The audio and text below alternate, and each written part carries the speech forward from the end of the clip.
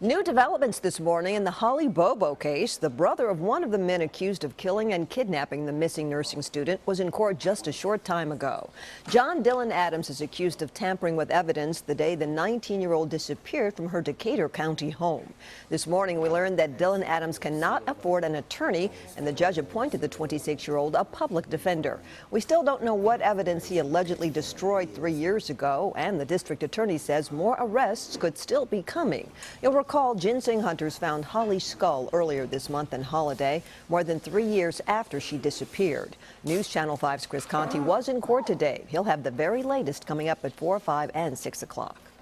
Now that fans and friends are coming to grips with an immense loss, this is the way many will remember Rob Bironas best. This is a 60-yarder from right in the middle of the field. Snap, set, kick on the way.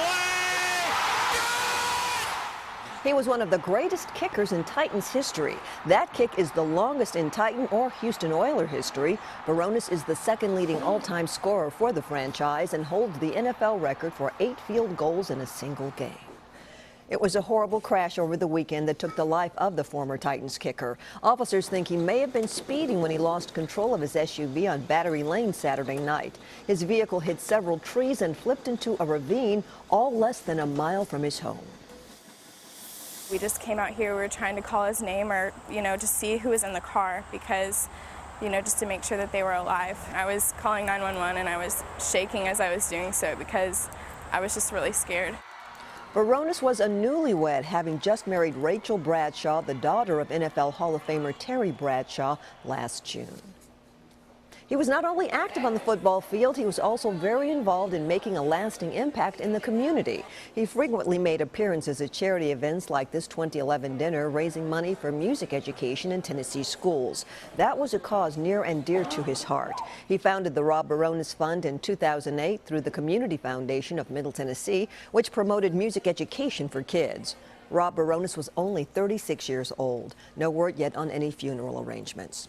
More than a dozen people are looking for another place to live this morning after a 2-alarm apartment fire. It happened at the Hickory Trace apartments in Antioch last night near the Global Mall at the Crossings.